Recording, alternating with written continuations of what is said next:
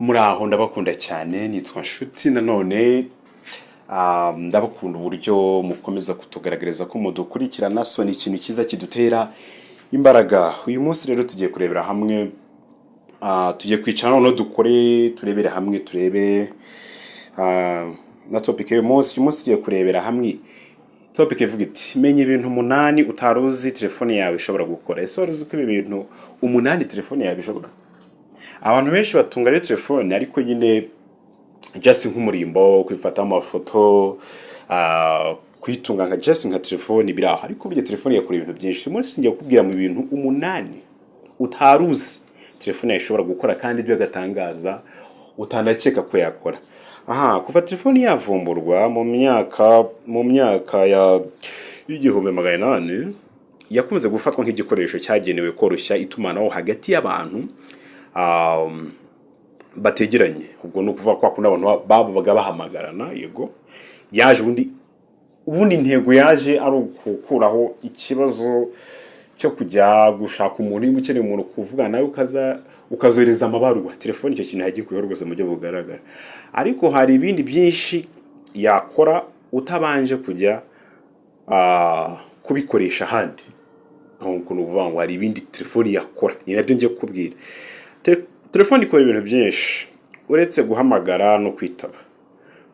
Kuva kuri telefone za mbere zakoreshaga insiga kugira ngo zohereze amajwi fix, ukagera kuri telefone zifashisha iminara kandi umuntu ashobora kugenderaho za mobile, cyangwa se telefone ngendanwa zose zifatwa ahanini nk'ibikoresho by'itumanaho cyane cyane binyuze mu majwi.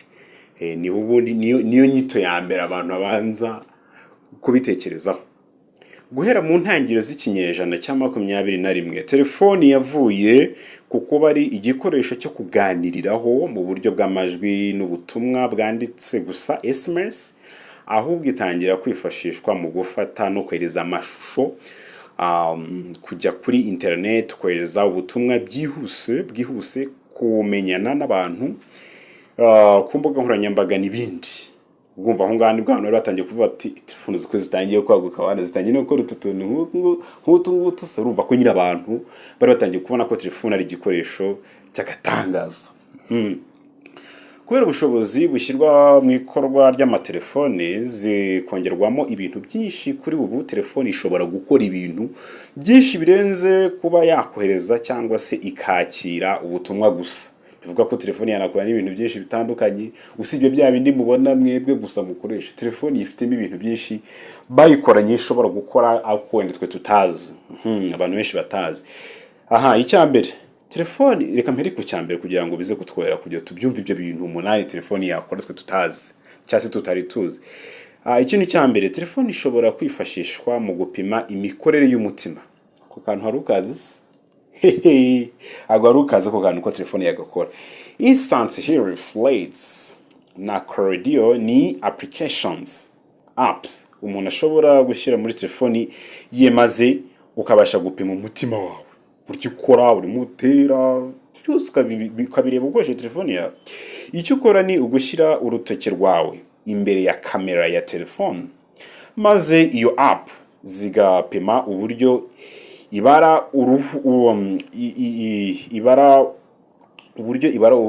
uruhu ukuntu cyase uruhu ruhindagurika bitewe n'uburyo amaraso arimo kugenda mu mubiri wawe. Nyuma y'igihe gito zishobora kukubwira uburyo umutima wawe utera, uburyo umeze, cyangwa se n'ibindi. Reka tujye ku kintu cya kabiri telefone yawe yakora kandi utaruzi. Telefone yawe ishobora gusoma barcodes. Barcodes ni uburyo bwo kubika amakuru hifashishijwe imirongo y'umukara ifite umubyimba utandukanye ndetse n'intera hagati y'iyo mirongo ikaba itandukanye. Ubwo buryo bwavumbuwe mu 1951 bukaba bukoreshwa cyane cyane mu maduka akomeye supermarkets kugira ngo uburyo bwo kwishyura bwihutishwe. Barcodes zifashishwa kandi mu kumenya amakuru arenzeho ku gikoresho ziriho. Urumva zinabika n'amakuru menshi atandukanye. ibyo nabyo telefone yabikora kandi ntabwo ari ukazi ko telefone yawe ufite mu ntoki. Telefone dukoresha zikora ibyo bintu. Kwa muganga zifashishwa mu kubika amakuru yerekeye umurwayi. Mu iposita zikoreshwa mu kumenya aho ibaruwa cyangwa se umuzigo runaka ugeze mu rugendo. Kugira ngo telefone ibashe gusoma barcodes bisaba kuba warashyizemo app zifite ubushobozi bwo kuyisoma. Urugero iyitwa Kelly barcode scanner, iyo nayo yabikora rwose. Iyo nayo application ishobora kubikora ukagenda ubibona. Iyo nabyo telefone yarabikora. Reka tujye ku cya gatatu. Telefone yawe ishobora gufata za negative igakuramo amafoto. Telefone yagufasha gukora ifoto muri negative. Kuri ubu biroroshye cyane cyane gufata telefone yawe ugafotora ariko ukayisangiza inshuti zawe mu gihe kitageze no ku munota. Kuba ko telefone zoroje ibintu byinshi cyane, ariko kera si ko byari bimeze. Iyo gafotozi yafataga ifoto yasabaga ko abanza kwijyana kuri studio photo bakayihanagura, ubundi nyuma y'iminsi mike cyangwa se amezi menshi akaba aribwo ubafasha kukubona ifoto yawe. Zimwe muri kamera zo muri telefone zigira ikizwi nka negative effect bituma ubasha gufata negative ubundi ugakuramo amafoto akagaragara neza. Kamera ya telefone yawe ibaye idafite iyi negative effect, washyiramo app yitwa Format Film Scanner. Iyo nayo yabikora rwose. Ku cya kane rero, kamera ya telefone yawe ishobora kumenya umukono, ibintu ndetse na resitora. Kugira ngo kamera ya telefone yawe ibashe kumenya ibintu biri imbere yayo, bisaba gushyiramo apps zitandukanye bitewe n'ubwoko bwa telefone ufite. Amazon Fire ni application igufasha kumenya igikoresho runaka niba ukigeze ahantu utazi, ukaba yakubwira izina ryaho hantu. Uramutse ugeze ahantu utazi, application yagufasha rwose. App yitwa Google Lens yo ushobora kuyifashisha no mu gusobanura ururimi rw'amahanga. Ururimi ubonye ku rupapuro rwanditseho ururimi utumva, ishobora gusemura ibyanditse kuri urwo rupapuro. Iyo Google Lens yanagufasha no kuba wafotoye ikintu mu ifoto udasobanukiwe, hanyuma ikagusaba ko icyo kintu ubuze kugikirikaho. Telefone ikagufasha kumenya ibyo bintu icyo bisobanura, ndetse hari n'izifashishwa mu kuba zanakubwira amateka y'ikintu runaka. Ugafata ifoto runaka ikubwira amateka y'ikintu runaka ya kera. Ibyo telefone nazo zirabikora. Ku mwanya wa gatanu, kamera ya telefone yawe ishobora kwifashishwa mu gufata ibipimo. Icyo nacyo ntabwo wari ukizi. Telefone ishobora kuguha ingero z'ibikoresho runaka ushaka, kureba ingano y'ibintu cyangwa se ikintu runaka, uburemere cyangwa se ubugari bw'ikintu runaka. Wakoresha apps zitandukanye, harimo iyitwa Ruler app, iyo nayo yagufasha. Urugero, niba ushaka kureba uko intebe cyangwa se ameza mu nzu yawe bingana, cyangwa se ushaka kureba uko uruhande rumwe rw'inzu yawe rureshya, ariko ukaba udafite metero yo gupima, wakoresha iyo application nayo yagufasha. Tuvuza ngaho ruguru. Tujye ku mwanya wa gatandatu. Cya gatandatu telefone yawe yakora kandi utaruzi. Telefone yawe ishobora kugufasha mu kwita ku mwana wawe. Icyo bita Cloud Baby Monitor na Baby Cam ni zimwe muri application zigufasha kumenya uko umwana wawe ameze mu cyumba cye. Izo apps zikaba zifashisha cyane cyane ababyeyi bafite abana b'impinja kumenya niba umwana akangutse mu ijoro hagati kumenya kangutse mu ijoro hagati, kumenya niba umwana agize ikibazo zigahita zihamagara nimero y'umubyeyi.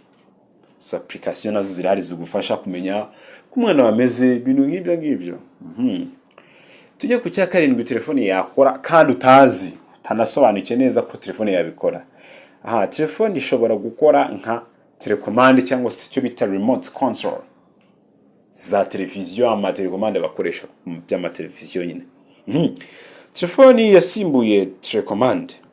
Mu gihe wataye telecommande ya televiziyo yawe cyangwa se idakora neza, ushobora gushyira muri telefone ya app zitandukanye zirimo yitwa Universe TV Remote Control, maze ukanabasha kuyikoresha mu gucana, kuzimya no guhindura amasheni kuri televiziyo yawe. Byo rwose telefone irabikora. Nk'ako kantu ntago abantu benshi bari bakaza. Shaka nkubwizo kuri. Ahubwo umva ni mutazangurira kabisa. Utuntu nk'utwo telefone yadukora kandi ntabwo mwari mubizi.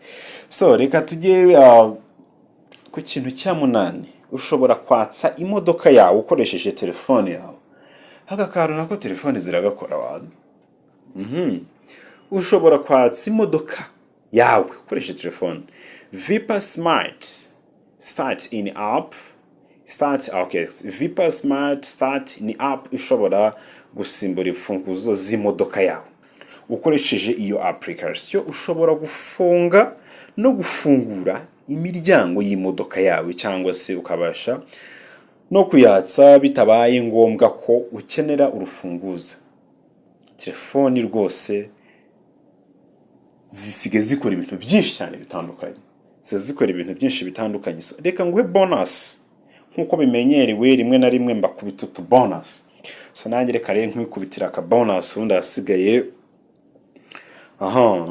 twikomereza. So bonus ngiye kuguha rero mbere ko dukomeza dusoza, ndakwagize ngo dukomeza ariko n'ubundi tujye dukomeza dusoza. So nkuko dukomeje dusoza rero bonus ngiye kuguha telefone yawe burya ngiye kubwira ikindi kintu telefone yawe yakora. Telefone yawe burya ishobora kwifashishwa